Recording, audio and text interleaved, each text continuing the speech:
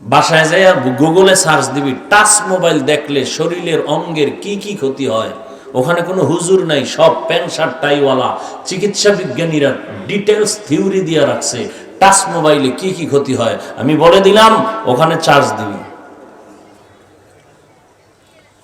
অল্প দিন হাতের কর গুইনা গুইনা অপেক্ষা কর, বিছনায় পড়ে যাবি, কানবি, চোখের পানি মুছার আপন কাউকে ভাবি না। লিখে রাখ, এই মোবাইল তোকে এতটা ধ্বংস করতেছে খবর নেই। অথচ লেখাপড়া করলে অল্প দিনের মধ্যে শুধু নোয়াখালী কেন সারা দুনিয়ার মধ্যে আল্লাহ সম্মানের চেয়ার দিতে পারেন। চাই তুমি ডাক্তার হও, ইঞ্জিনিয়ার হও, সম্মান ভিন্ন জিনিস। সর্বোচ্চ সম্মান পেতে হলে তোমার দুইটা পুঁজি লাগবে। কয় পুঁজি? কাগজ কলম লয়ে ববি, লিখবি। এই দুই পুঁজির একটা যদি না থাকে, আল্লাহর কোরআন সামনে আমি আল্লাহর জাতের কসম খেয়ে বলছি, তোর জীবনে যা করবি জীবনে সফল হতে পারবি না। লিখে রাখ, প্রথম পুঁজি সুস্থতা, দ্বিতীয় পুঁজি সুন্দর চরিত্র। এই দোনোটাকে ধ্বংস করছো এই মোবাইল দিয়ে। পৃথিবীর প্রত্যেকটা মানুষের সুস্থতা কত বড় দামি এক সম্পদ। জ্বর হইলে কেমন লাগে, মরে যাইতে মন চায়, কত খারাপ লাগে বল। একটু জ্বর না, ঠান্ডা, কাশি, কতটা অস্থির, পাগলের মতো হয়ে যায়। সুস্থতা কত বড় নিয়ামত। আল্লাহর কসম একবার, আল্লাহর কসম দুইবার, আল্লাহর কসম তিনবার, আল্লাহি বিল্লাহি তাল্লাহি, পৃথিবীর সমস্ত ডাক্তার এক জায়গায় হয়েও, শুধু বাংলাদেশ না সারা দুনিয়ার ডাক্তার যদি এক জায়গায় হয়, আল্লাহ যে মানুষকে একটা ফ্রি ঔষধ দিচ্ছেন সুস্থ থাকা, এর বিকল্প সারা দুনিয়ার কোন ডাক্তার এক হইয়াও যদি এর বিকল্প কোন ঔষধ বানায়, ওদের হায়াত শেষ হবে, কিয়ামত আসবে। আল্লাহর দেওয়া সেই ফ্রি ঔষধের মোকাবেলায় কিয়ামত পর্যন্ত পৃথিবীর সব মিলে ডাক্তারেরাও সে ঔষধ বানাতে পারবে না। মানুষকে সুস্থ রাখার জন্য আল্লাহ যে ঔষধ দিচ্ছেন ফ্রি, সে ঔষধ হলো রাতের ঘুম। পৃথিবীর সব ডাক্তার এক হইয়াও পারবে না এই রাতের ঘুম বাদ দিয়া ভিন্ন কোন ঔষধে ওকে সুস্থ করে দিবে। বরং সব ডাক্তার বলে ঘুমাও, রাতের ঘুম শরীরের ঔষধ। আমি হাফিজুর রহমান বয়ান শেষ করে বাসায় যাব, ফজরের আজান হয়ে যাবে। আল্লাহ রে কই, আল্লাহ কি করব, মনে চায় ঘুমাইতে পারি না, তো গুনাহ করি নাই তো আল্লাহ, একটু দিনের কাজ করে আসছি, তুমি মাফ করে দাও। তুই সারা রাতের ঘুম মারছো কি কইরা? আমি তো আল্লাহরে বলছি আমি ওয়াজ মাহফিল কইরা ঘুম মারছি, তুই মারছো কি কইরা? সারা রাত আকাম করছো, মোবাইলে জিনা করেছো। আল্লাহরে কি বলবি? আল্লাহ সারা রাত মোবাইলে জিনা করছি তো ঘুমাইতে পারিনি। সম্মানিত উপস্থিতি, কোরআন প্রেমী ফ্রন্ট ইসলামী তাওহীদি জনতা, আপনাদেরকে আমি বিনয়ের সাথে অনুরোধ করছি, আমাদের সম্মেলন পরিচালনার শৃঙ্খলা রক্ষার্থে আগে থাকা ভালো মাশাআল্লাহ ওলামায়ে কেরামের মহব্বত আপনাদের দিলে ভরা। তবে এই মুহূর্তে আমি সবাইকে এক মিনিটে বসে দেওয়ার জন্য অনুরোধ করছি। অত দ্রুত বসে দেয় মাশাআল্লাহ মাশাআল্লাহ। যুবকেরা বিশেষ করে কথা মানলো, আল্লাহ তাআলা তাদেরকে হযরত ওমরের মতো দুনিয়ার সৈনিক হিসেবে কবুল করেন। সবাই বলি আমিন মাশাআল্লাহ। সম্মানিত উপস্থিতি, অল্প কিছুক্ষণের মধ্যেই নসিহত শুরু হবে। হযরতের বয়ান নসিহতের পর পরই হযরত মুনাজাত করে দিবেন। হযরতের বয়ান শেষ হওয়ার পর আপনাদেরকে আর কোনো বিরক্ত করবে না, আর কোনো বাড়তি কথা বলার সুযোগ নাই। এজন্য দু একটি কথা আমরা একটু গুরুত্বের সাথে জাহির করব। এর আগে আমি আপনাদেরকে বিনয়ের সাথে একটু অনুরোধ করব, যাদের বিবেক আমাদের সরকার হযরত ওলামায়ে কেরাম যারা স্টেজে আছেন, একটু মেহরবানি করে যারা নিজ থেকে খুশি মনে একটু স্টেজের কিছু জায়গা খালি করে দিলে আমরা উপকৃত হই। আর বিশেষ করে এদের আবার আমাদের সম্মেলন পরিচালনা শৃঙ্খলা রক্ষার্থে এদিকে আসা যাওয়ার জন্য এই জায়গাটা আমরা ক্লিয়ার রাখবো ইনশাআল্লাহ। সম্মানিত হাজিরিন, এই তাফসীরুল কোরআন সম্মেলন একদিনের দুই দিনের মেহনতে প্রতিষ্ঠিত হয়নি, পরিচালিত হচ্ছে না। গোটা একটা বছর মাথার ঘাম পায়ে ফেলে ধারে ধারে বারে বারে যাওয়ার পর কিছু ভাইয়ের অক্লান্ত পরিশ্রমের ফসল এই তাফসীরুল কোরআন সম্মেলন। আপনারা কি বলেন, কথা ঠিক কিনা? বিশেষ করে আমার প্রাণপ্রিয় জনাব বাদিয়াসলা কৃতি সন্তান জনাব বুলু ভাই। আসসালামু আলাইকুম ওয়া রাহমাতুল্লাহি ওয়া বারাকাতুহু।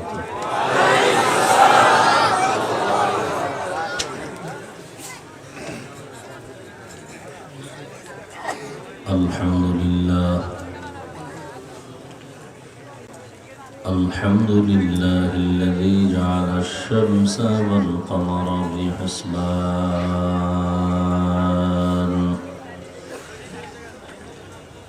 والنجم والشجر يسجدان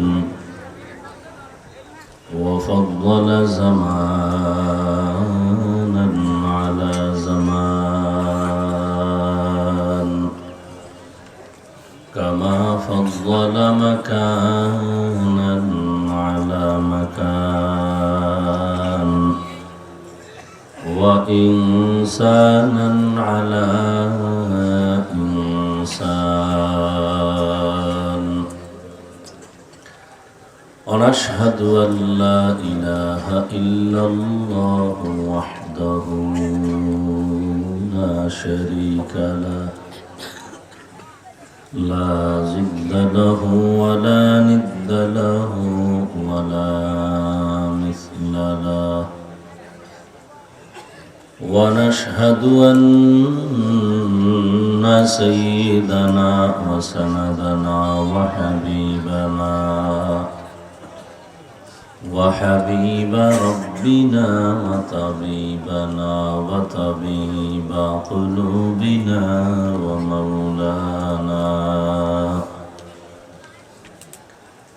ومولانا محمدا عبده ورسوله. اللهم صل على محمد النبي الأمي وعلى آله وسلم تسليما.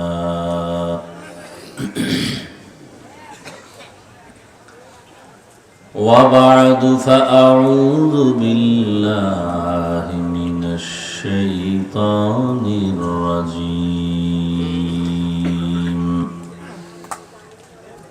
بسم الله الرحمن الرحيم.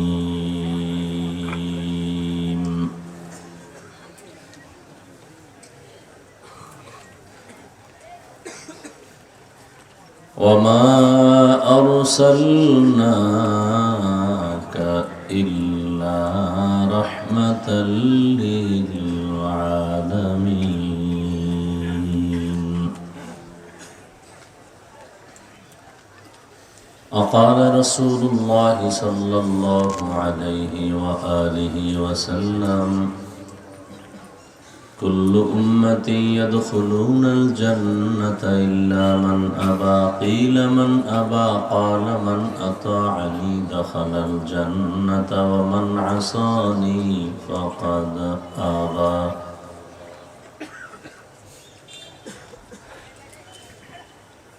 صدق الله مولانا العظيم وصدق رسوله النبي الأمي الكريم، ونحن على ذلك من الشاهدين والشاكرين والذاكرين، والحمد لله رب العالمين. سبحانك لا علم لنا إلا ما علمتنا إنك أنت العليم الحكيم.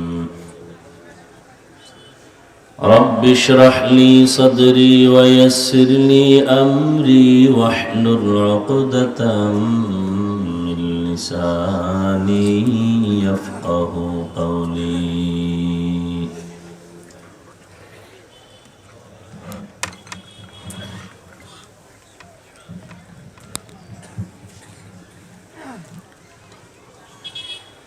मोमिन जुफेदा नक्श कफे पाए नबी हो,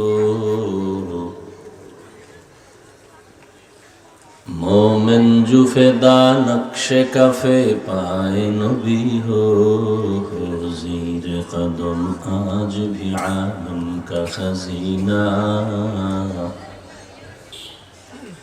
हो, ज़ीर कदम आज भी आलम का खजीना। गर सुन्नत नबवी की करे पैरवी उम्मा, गर सुन्नत नबवी की करे पैरवी उम्मा, तूफान से निकल जाएगा फिर इसका सफीना,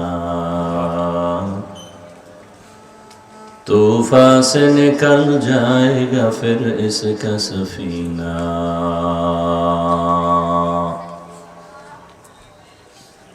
आशिक हो बिरादर शहंशाह दो आलम, आशिक हो बिरादर शहंशाह दो आलम, मशको से ज़ियादा मुबारक जिसका पसीना, मशको से ज़ियादा मुबारक जिसका पसीना।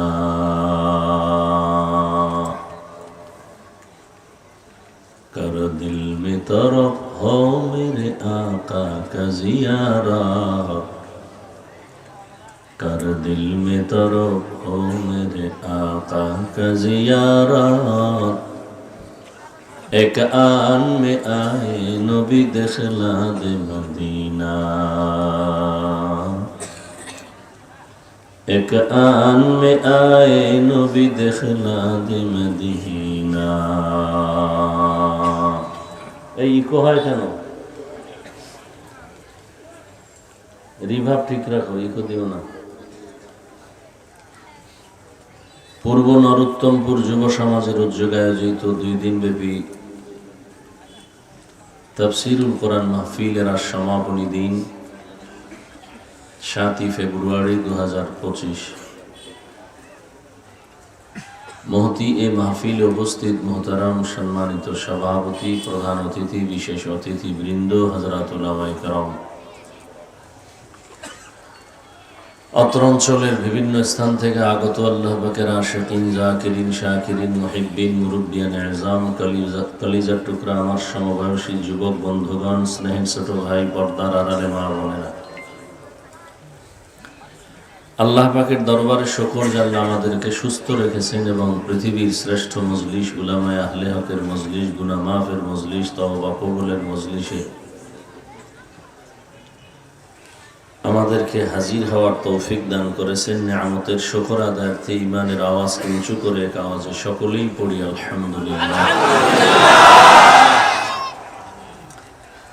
দরুদ ও সালাম সৈয়দুল মুরসালিন, রহমাতুল লিল আলামিন, শফিউল মুজনিবিন, খাতামুন নবিয়্যিন, সৈয়দুস সাকালাইন, ইমামুল মুরসালিন, শফিউ আযম, রাসূল আকরাম, রহমতে আলম, নবিয়ুল আরব ওয়াল আজম, হাবিবে কিবরিয়া, আশরাফুল আম্বিয়া, সৈয়দুল আম্বিয়া, শফিউ মাহশর, সাকিয়ে কৌসর, আকা ইনামদার, মদিনা কা তাজদার, आफ़ताब नबूवत, फ़ख्र मौजूदात, सय्यदुल मखलूक़ात, हज़रत मुहम्मदुर रसूलुल्लाह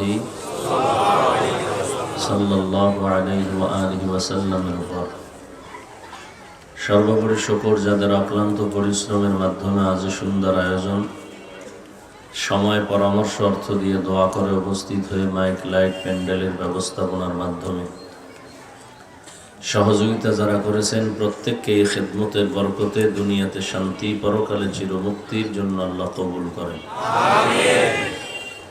গতকাল এবং আজ দেশের শীর্ষস্থানীয় হযরত উলামায়ে কেরাম আলোচনা রেখেছেন, আপনারা আলোচনা শুনছেন। উলামায়ে কেরামের কথাগুলো সকলকে সহি তরিকায় আমল করার তৌফিক দান করেন।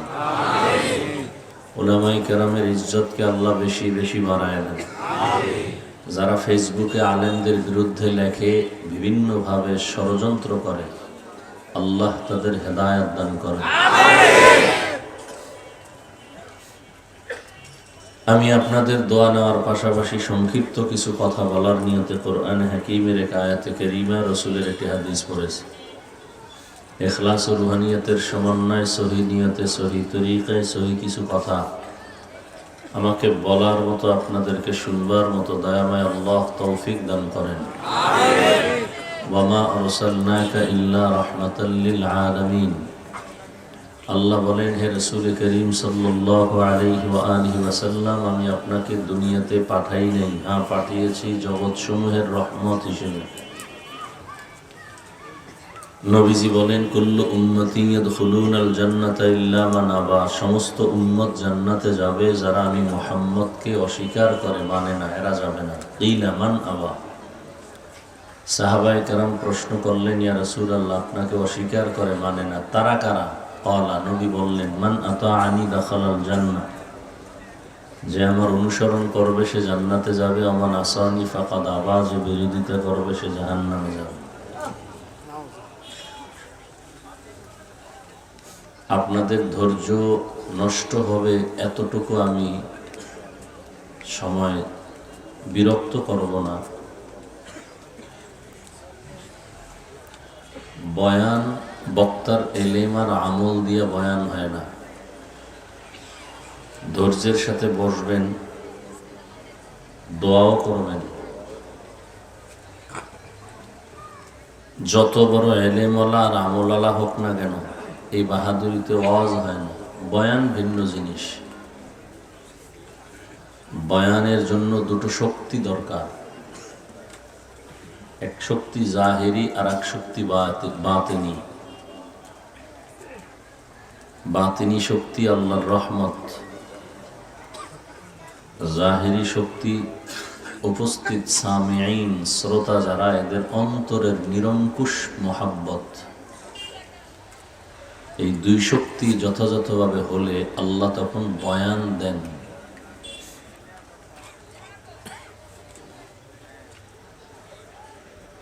যেই বয়ানের মধ্যে রূহ পাওয়া যায়, হেদায়েতের আলো পাওয়া যায়, দিল নরম হয়, আমলের জন্য মানুষ প্রস্তুতি নিতে পারে, সেই মন তৈরি হয়। অতএব আপনাদের দোয়া আমার যথেষ্ট পরিমাণ দরকার। বিশৃঙ্খলা নিজেও করবেন না, অন্যেরও ক্ষতি হোক এমন কিছু যেন না হয়। ওয়াজ মাহফিলগুলোতে কাউকে জোর করে আনা হয় না। এটা ঈমানের একটা কঠিন পরীক্ষা।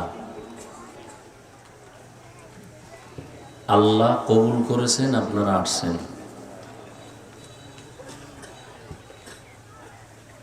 নিয়তকে পরিশুদ্ধ করে বসবেন যে ইনশাআল্লাহ দোয়া করে মা বাবার জন্য, এরপরে আমরা গুনাহমুক্ত হয়ে বিদায় নিব।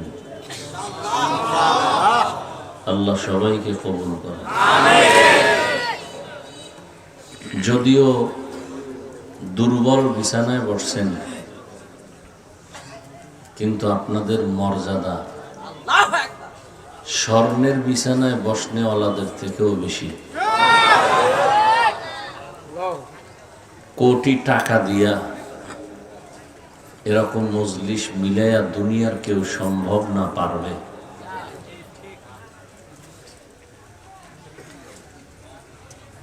আর একটা অনুরোধ,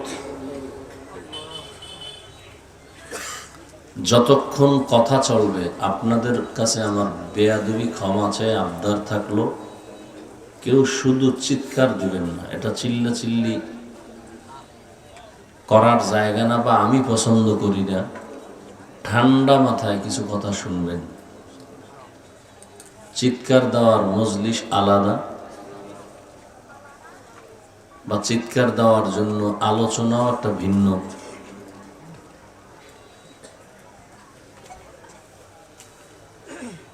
অতএব কেউ চিল্লাচিল্লি করবেন না, অনুরোধ। যদি কোনো প্রয়োজনে কিছু বলতে হয় সেটা স্বাভাবিক আওয়াজে বলবেন। আমি কোরআন হাদিস দিয়ে কথা বলবো, স্টেজে অনেক ওলামায়ে কেরাম আছেন, তারা বলতে পারবে আমার কথা কতটুকু ঠিক এবং কতটুকু বেঠিক। আপনাদের ঠিক বেঠিক বলার কোনো অধিকার নেই। অতএব আবারও বলছি, কেউ চিল্লাচিল্লি করবেন না। আপনাদের ধৈর্য কতটুকু আছে বসার উপরে আমি দেখব। উঠা বসা করলেই বুঝবো ধৈর্য নাই। অতএব আমি দুটো হাত উঁচু করে দোয়া করে দেব, শেষ। এবছরের জন্য বিদায়। শয়তান তো বসে নাই, ওর ডিউটি চলতেছে। জান্নাতের পথে যে যত বেশি আগাবে, শয়তানের ধোঁকা অসওয়াসা তত তার দিকে বেশি যাবে। এখানে যেন বসতে না পারেন, আবার বয়ান শোনার পরে দোয়া যেন করতে না পারেন। এই জন্য অনেকে বসে না, আবার অনেকে বসলে দোয়া না করে চলে যায়। সে মনে করে আমার দোয়া লাগে না, অথচ দোয়া বড় দামি একটি সম্পদ। আল্লাহ সবাইকে কবুল করেন। বেয়াদবি ক্ষমা চেয়ে আর একটা অনুরোধ থাকলো, কেউ মোবাইল নিয়ে ব্যস্ত না হইয়া কলবের দরজা খুলে কিছু কথা শুনেন। মোবাইল তো সবসময় চালান। বেহেশতের বাগানে আল্লাহ নিয়ে আসছেন, আপনি এখানে গায়ের জোরে মাস্তানি করে আসতে পারেন না। অতএব এই 2-1 ঘন্টা মোবাইল না চাইলে কি ক্ষতি হবে আপনার? কঠিন ক্ষতি হবে। বরং এই মোবাইল হাতে নেওয়াটা আপনার কাছে ভালো লাগতে পারে, কিন্তু আল্লাহর প্রিয় বান্দাদের কাছে এটা ভালো লাগার জিনিস না। কারণ একটা গুনার ফ্যাক্টরি। আমি আপনাকে ধরে নিলাম যে আপনি কোন কোয়ালিটির মানুষ, মোবাইল আপনার থেকে পরিচয় নিয়ে নিলাম যে আসলে আপনি বেশি ভালো মানুষ না। কারণ এত সুন্দর একটা দামি জায়গা, বেহেশতের বাগান, যেখানে বসলেই গুনাহ মাফ, এই জায়গায় মোবাইল নিয়ে গুডুর গুডুর করবেন, তাহলে ধারণা করে নিব আপনি আসলে ভালো মানুষ না, আপনার অভ্যাসটা ভালো না, আপনি মজলিস বুঝেন না, স্থান বুঝেন না। এরপরও আমার কথায় কি হেদায়েত? হ্যাঁ, কোনো ব্যক্তির বয়ানে হেদায়েতের কোনো গ্যারান্টি আছে? আরে ভাই, আমি কেন? কপাল যদি পুড়ে যায় তো মক্কা মদিনার ইমামও না, স্বয়ং রসুলেও বয়ান করলে কপাল খুলে না। যেমন যেই রসুলকে এক নজর দেখলে 7 দিনের ক্ষুধা থাকে না, যে রহমতের নবীকে দেখলে মুহাব্বতে তার জন্য জান্নাত ওয়াজিব, জাহান্নাম হারাম, সেই রসুলকে একবার আর একদিন না 13 বছর দেখছে, বয়ান শুনছে, এরপরও এই বেঈমান কালেমা পড়ে নাই। কত বড় নিকৃষ্ট কপাল পোড়া বেঈমান। অন্যদিকে 27 বছরের এক যুবক রহমতের নবীকে জবাই করার জন্য রওনা হয়েছে। তরবারি নিয়ে যায়, নবীকে জবাই করবেই, খুব সাহস। কাছে গিয়া রহমতের নবীর চেহারা মুবারক দেখে মাত্র তরবারি ফালায় বলে, ইয়া রাসূলুল্লাহ, মাফ করে দেন, আমাকে কালেমাওয়ালা বানায় দেন। এর নাম কফাল। এর নাম কি? 13 বছর বয়ান শুনছে, কপালে কালেমা নাই। আর নবীজিরে জবাই করতে সে কালেমাওয়ালা হয়ে যায়। হায় হায়, কত ভাব নিয়ে যে আপনারা আছেন না। আমাদের থেকে অনেক বড় বুজুর্গ হয়ে আপনারা বসে আছেন প্যান্ডেলে, যদিও নামাজ ঠিক মতো পড়েন না, পর্দা ঠিক মতো করেন না, কিন্তু ভাবটা এমন যে বড় বুজুর্গ।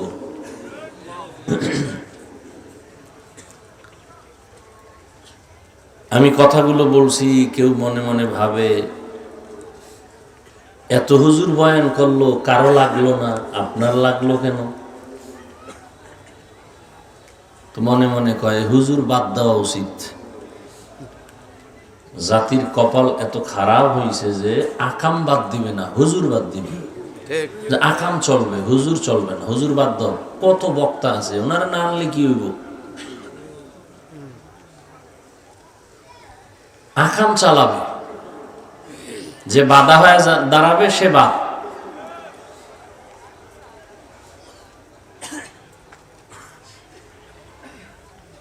ছুরি একটা হাতে নিয়ে গলা কাটা, এটা অনেক ভালো এই মোবাইল হাতে নিয়ে জীবন নষ্ট করার তুলনায়। তুমি তো মনে করতেছো খুব তোমার সম্মান না?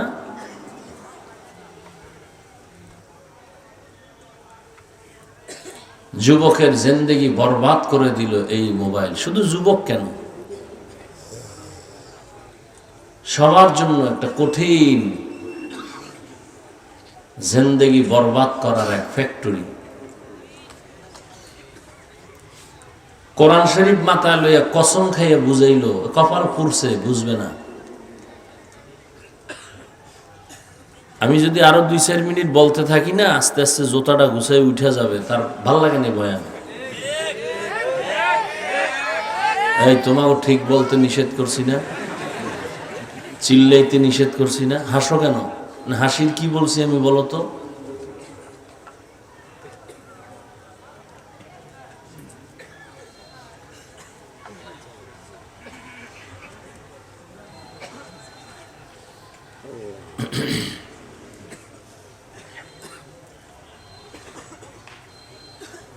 আফসোস, বড় আফসোস।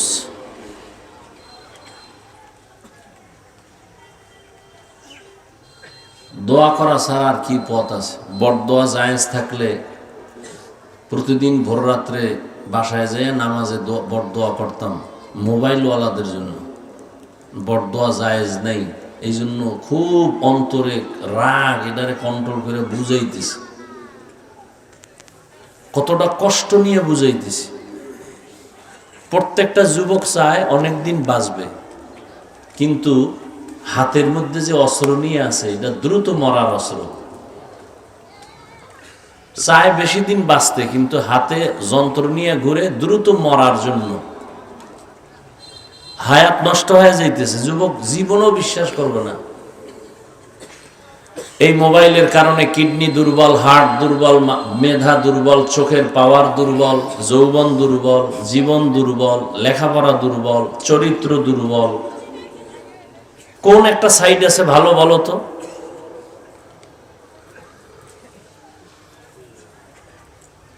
কিছুদিন পরেই তুমি বিছানায় পড়ে যাবা, হঠাৎ করে বুকে ব্যথা, মরে গেছে। রোগ কি? কয় রোগ নাই।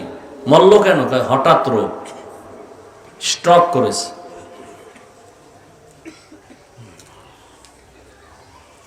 এই মোবাইল দিয়ে কি পরিমাণ মায়ের সাথে বেয়াদবি করেছো? যুবককে বলছে এই মোবাইলের কারণে বাবার সাথে কি বেয়াদবি করেছো? নিজের হিসাব নিজে করো। এই মোবাইলকে কেন্দ্র করে শিক্ষকের সাথে বেয়াদবি করেছো। মা বাবার টাকা চুরি করছো কত এই মোবাইলকে ঠিক রাখার জন্য। মা বাবায় টাকা দেওয়া বন্ধ করছে, গালি দিছো মায়েরে, বাবারে গালি দিছো, চুরি করছো, এরপরে বন্ধুর পকেট মারছো। আমাকে বল একজনে দাঁড়াইয়া যে হ্যাঁ মোবাইলের এই এই উপকার আমার করছে। হ্যাঁ, উপকারের কিছু রাস্তা আছে, তুই তো সেদিকে যাও না। যদি গুগলে সার্চ দাও সৌরজগৎ কেমনে বানাইল, বা ইউটিউবে সার্চ দাও, কাগজ কলম নিয়ে বসো, 20 বছর শুধু লিখতে থাকবা, কলম যাইবে, কাগজ শেষ হবে, লেখা শেষ হবে না। তুমি তো ওদিকে ঢুকবাই না। তুমি তো তোমার পুরো বডির মধ্যে যতটা পশম আছে তোমার রক্তের সাথে মিশে গেছে মোবাইলের জিনা, চোখের জিনা, কানের জিনা, জবানের জিনা। সারাটারা দরজা জানালা বন্ধ, ঘরের রুমে রুমে জিনা চলে। মাইয়া এক রুমে ঘুমায়, মোবাইলের জিনা। ছেলে আর এক রুমে ঘুমায়, মোবাইলের জিনা। মা বাবা এক রুমে ঘুমায়, মোবাইলের জিনা। সারা রাত চোখের জিনা, কানের জিনা, অন্তরের জিনা, স্বামী স্ত্রীর মাঝখানে ঝগড়া, মোবাইল, সন্তান মা বাবার মাঝখানে পর্দা, মোবাইল।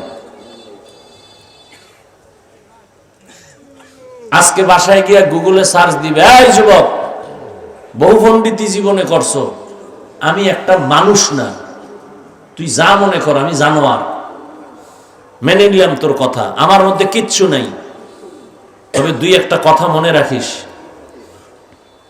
বাসায় যাই গুগলে সার্চ দিবি, টাচ মোবাইল দেখলে শরীরের অঙ্গের কি কি ক্ষতি হয়, ওখানে কোনো হুজুর নাই, সব প্যান্ট শার্ট টাইওয়ালা চিকিৎসা বিজ্ঞানীরা ডিটেলস থিওরি দিয়ে রাখছে টাচ মোবাইলে কি কি ক্ষতি হয়। আমি বলে দিলাম, ওখানে চার্জ দিবি,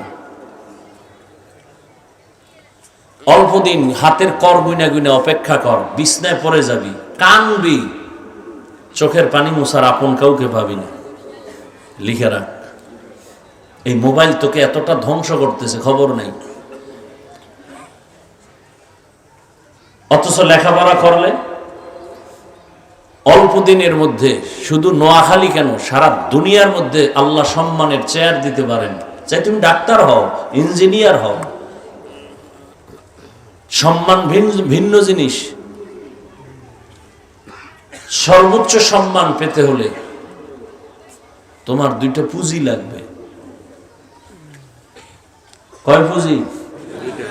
কাগজ কলম লয়ে ববি, লিখবি, এই দুই পুঁজির একটা যদি না থাকে, আল্লাহর কোরআন সামনে, আমি আল্লাহর জাতের কসম খেয়ে বলছি, তোর জীবনে যা করবি জীবনে সফল হতে পারবি না। লিখে রাখ, প্রথম পুঁজি সুস্থতা, দ্বিতীয় পুঁজি সুন্দর চরিত্র। এই দোনোটাকে ধ্বংস করছো এই মোবাইল দিয়ে। পৃথিবীর প্রত্যেকটা মানুষের সুস্থতা কত বড় দামি এক সম্পদ। জ্বর হইলে কেমন লাগে, মরে যাইতে মন চায়, কত খারাপ লাগে বল। একটু জ্বর না, ঠান্ডা, কাশি, কতটা অস্থির, পাগলের মতো হয়ে যায়। সুস্থতা কত বড় নিয়ামত। আল্লাহর কসম একবার, আল্লাহর কসম দুইবার, আল্লাহর কসম তিনবার, আল্লাহি বিল্লাহি তাল্লাহি, পৃথিবীর সমস্ত ডাক্তার এক জায়গায় হয়েও, শুধু বাংলাদেশ না সারা দুনিয়ার ডাক্তার যদি এক জায়গায় হয়, আল্লাহ যে মানুষকে একটা ফ্রি ঔষধ দিচ্ছেন সুস্থ থাকা, এর বিকল্প সারা দুনিয়ার কোন ডাক্তার এক হইয়াও যদি এর বিকল্প কোন ঔষধ বানায়, ওদের হায়াত শেষ হবে, কেয়ামত আসবে। আল্লাহর দেওয়া সেই ফ্রি ঔষধের মোকাবেলায় কেয়ামত পর্যন্ত পৃথিবীর সব মিলে ডাক্তারেরাও সে ঔষধ বানাতে পারবে না। মানুষকে সুস্থ রাখার জন্য আল্লাহ যে ঔষধ দিচ্ছেন ফ্রি, সে ঔষধ হলো রাতের ঘুম। পৃথিবীর সব ডাক্তার এক হইয়াও পারবে না এই রাতের ঘুম বাদ দিয়া ভিন্ন কোন ঔষধে ওকে সুস্থ করে দিবে। বরং সব ডাক্তার বলে ঘুমাও, রাতের ঘুম শরীরের ঔষধ। আমি হাফিজুর রহমান বয়ান শেষ করে বাসায় যাব, ফজরের আজান হয়ে যাবে, আল্লাহ রে কই, আল্লাহ কি করব, মনে চাই ঘুমাইতে পারি না, তো গুনাহ করি নাই তো, আল্লাহ একটু দিনের কাজ করে আসছি, তুমি মাফ করে দাও। তুই সারা রাতের ঘুম মারছো কি কইরা? আমি তো আল্লাহরে বলছি আমি ওয়াজ মাহফিল কইরা ঘুম মারছি, তুই মারছো কি কইরা? সারা রাত আকাম করছো, মোবাইলে জিনা করেছো, আল্লাহরে কি বলবি? আল্লাহ সারা রাত মোবাইলে জিনা করছি তো ঘুমাইতে পারি নাই, তুমি সুস্থ করে দিও। আমার কথাগুলো অযৌক্তিক হলে বল, আমি এখন কানে ধরে উঠবো আর বসবো। এখন একজনে দাঁড়ায় বল, কথা অযৌক্তিক যদি হয়। কথাগুলো কতটা হৃদয়ের ভিতরের মোহাব্বত থেকে বলতেছি, কারোর সাথে বিন্দু কোনো দুশ্মনী নেই, রাগ নাই, চূড়ান্ত মোহাব্বত। পারি না নিচে নাই না তোর পাও ধরতে, বল যে হাফিজ ভাই পাও ধরো, নিচে আইসা আমি এক্ষণ নিচে আসবো।